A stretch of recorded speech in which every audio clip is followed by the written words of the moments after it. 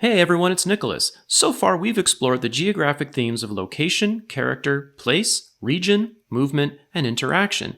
And we've considered how geographers use these themes to make sense of places on Earth and the people who live in them. But we can't fully understand places or people, or how people live in places, unless we understand some basics about the Earth itself. Join me as we take a brief journey into the world of geology.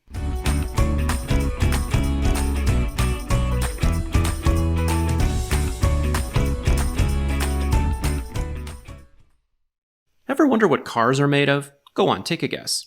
If you said metal, you're mostly right. More accurately, they're made from lots of different metals: steel, aluminum, copper, lead, platinum, palladium, rhodium, magnesium, titanium. The list is long.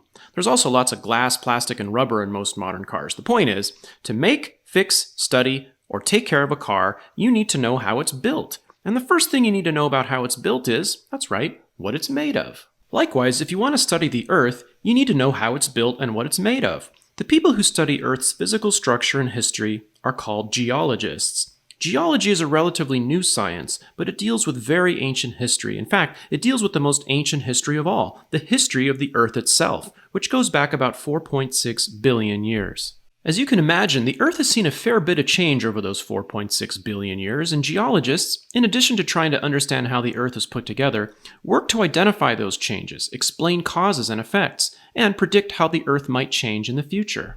So, what is Earth made of? If you were to examine a photograph of Earth taken from space, you'd come to the conclusion very quickly that it's a watery planet, more than 70% water, in fact. Most of it salt water in the form of oceans and seas. Do you know how many oceans the Earth has? Well, some argue there's only one, an interconnected global ocean. But most countries recognize 5 named oceans: the Pacific, the Atlantic, the Indian, the Arctic, and the Southern.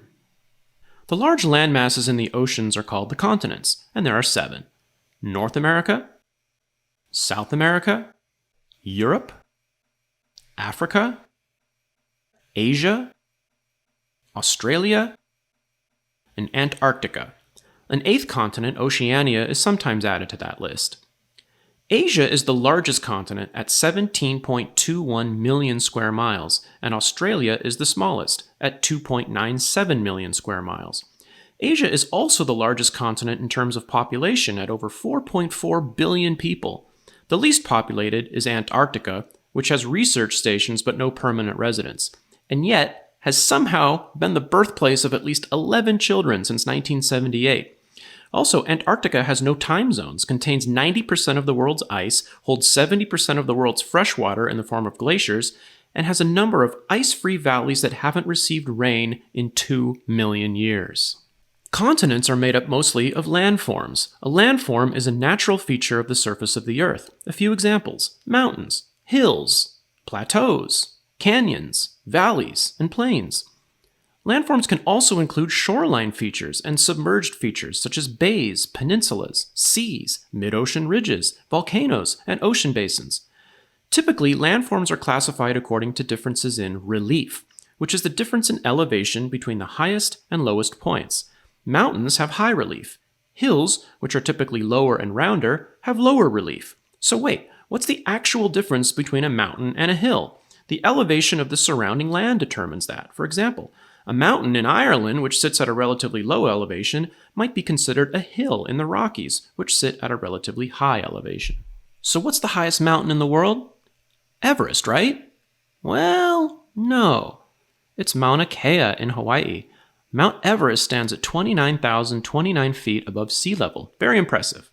Mauna Kea, on the other hand, stands only 13,796 feet above sea level. And yet, it's nearly a mile taller than Everest. How is this possible? Because Mauna Kea extends 19,700 feet below the ocean, which puts Mauna Kea at a total height of 33,496 feet. Well, okay, at least the highest point on Earth, as measured from the center of the Earth, is Mount Everest, right? Well, no. The highest point on Earth is Mount Chimborazo in Ecuador. Wait, what? Everyone knows Mount Everest is the highest point on Earth, right? Well, as we learned before, The belief that Earth is round rather than flat originated with the ancient Greeks, and the notion that the Earth is a perfect sphere grew from that early hypothesis. But guess what? The Earth is not a perfect sphere. Wait, what? The Earth isn't a perfect sphere? No, it's not.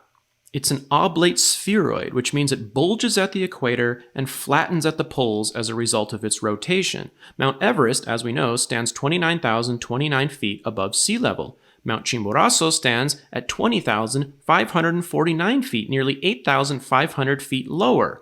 But because Mount Chimborazo is located just 1 degree 28 minutes south of the equator, Earth's fattest point, it gets a boost of some 13 miles further from the center of the Earth, which puts its height at 3,967 miles from the center of the Earth, 2 miles more than the distance from the center of the Earth to the summit of Mount Everest. Don't worry, Mount Everest fans. Everest is still the highest point on Earth in terms of altitude, meaning its summit's elevation above sea level. Geologists will tell you that the Earth has essentially 3 layers: the core, made of hot iron and nickel, the mantle, a thick layer of rock, and the crust, Earth's thin rocky surface. And we'll get into that later. But for this lesson, it's important to understand that the different elements of the Earth's natural environment are often thought of as a set of related spheres dominated by particular physical forms. What does that mean? Well, soil, rocks, landforms, and other features on the Earth's surface make up the lithosphere.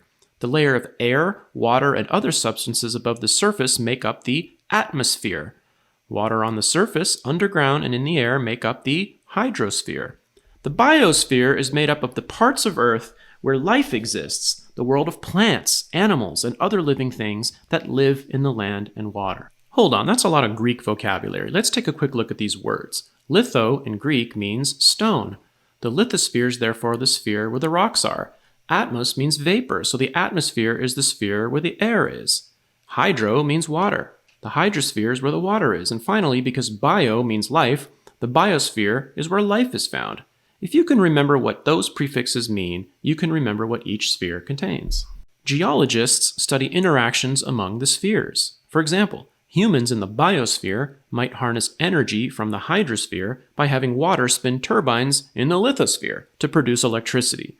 We'll continue to talk about spheres, but for now, we're going to place them in our toolkit of geographic concepts and vocabulary for future reference.